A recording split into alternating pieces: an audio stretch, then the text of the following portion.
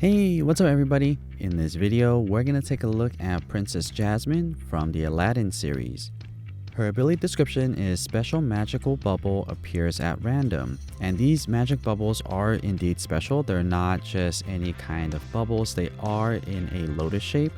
And these lotus shaped balls do pop a bigger radius than a magic big bubble. But before getting to her ability, let's take a look at her stats.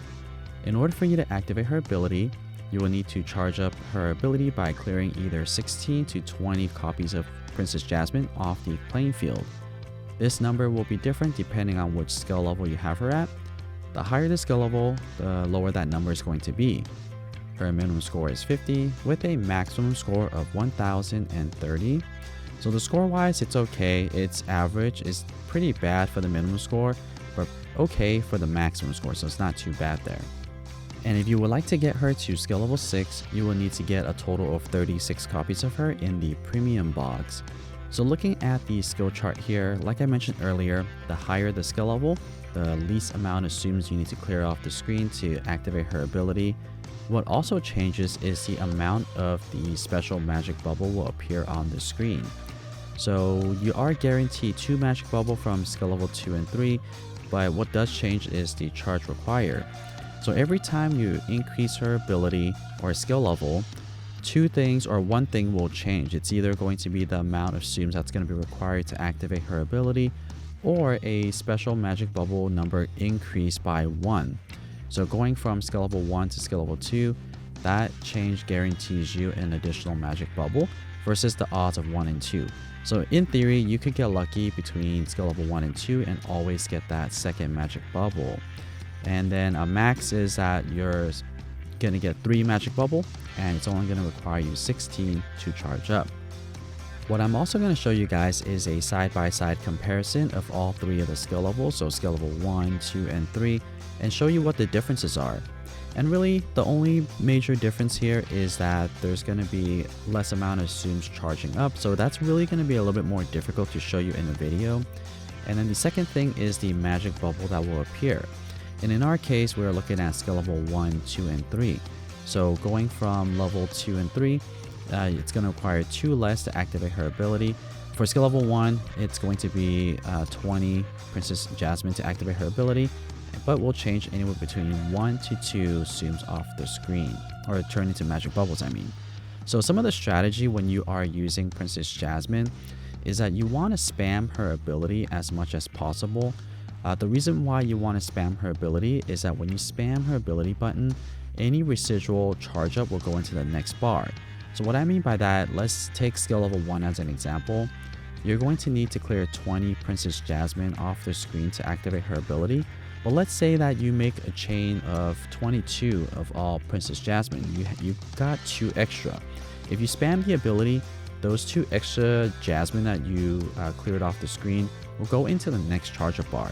So I'm not sure if you guys are aware of that tip, but if you guys don't, well, now you do. Another reason why you want to spam her ability is because it doesn't really impact anything. You don't need to set up the screen because you're essentially just creating special bubbles. So just try to activate her ability as soon as possible and don't worry about setting up the screen. And then another tip on using Princess Jasmine is when these special magic bubbles are created, you want to pop them in a sequence. What you want to do is pop them from top to bottom. And if you can, try to pop the ones that are in the center first before you get to the ones that are on the side. Essentially, what you want to do is you want to optimize the area that the magic bubble will clear. And to talk a little bit more about her ability, let's go ahead and take a look at her abilities activated at the same time.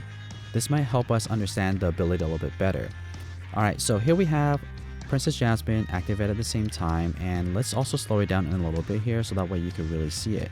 What happens is Princess Jasmine is playing with the little dove in this little area, and then the animation will come up with the heart, and then magic bubbles will appear. Now what I want to do is pause it here right now and show you guys where the magic bubbles are positioned. For skill level 1, you see how it's at the bottom right hand corner.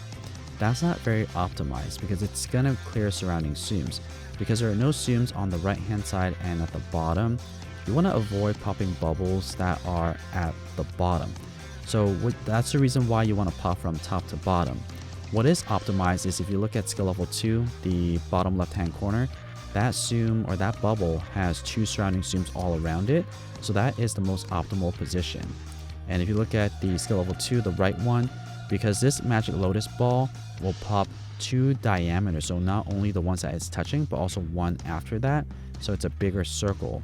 And to illustrate that, let me resume the video here to show you guys. So here you'll see all the magic bubbles bursting. If you look at skill level 1, the chain is going to be 15, and skill level 2, it's going to be a chain of 26, which is optimized.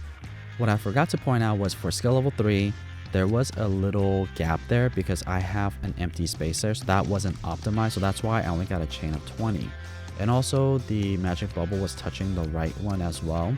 So that's why when you're popping these bubbles, you want to optimize them, popping them to the center as much as possible, and also clearing them in the center if you can, from top to bottom. So keep those 2 things in mind when you are popping these special magic bubbles. So continue on here. Essentially, you can just pop the other bubbles and pay close attention to the last one. It does burst 2 diameters away. So that's some of the tips and tricks that I would use when I'm using Princess Jasmine. Now, I do want to skip to the end of this game to show you what the coin earnings are for Princess Jasmine. She's, I would say, a pretty average Tsum for skill level 1 and 2. For skill level 3, it's not that great. At the end of these gameplays at skill level 1, I got 1,317 coins. At skill level 2, I got 1,504 coins. For skill level 3, I got 1,567. So as you can see, it's not going to be that great for coins, and for score, it's mediocre. It's nothing too exciting either. So you wouldn't necessarily be using Princess Jasmine for coins or for score. What you will be using Princess Jasmine for essentially is for bubble making. So if you have any missions this month where it requires you to make a lot of magic bubbles per game or in one play, then Princess Jasmine is a really good candidate for that. Because not only is she good at making bubbles, but she's also going to get the character bonus. But anyways, that's pretty much my review for Princess Jasmine. I hope that you guys found this video helpful in determining if you want to invest in Princess Jasmine or not. And if you guys would like to see more Tsum Tsum content just like this, or if you want to support this channel in a very free way, don't forget to scroll down and give this video a thumbs up, and also subscribe to this channel if you haven't yet. And as always, thank you so much for watching.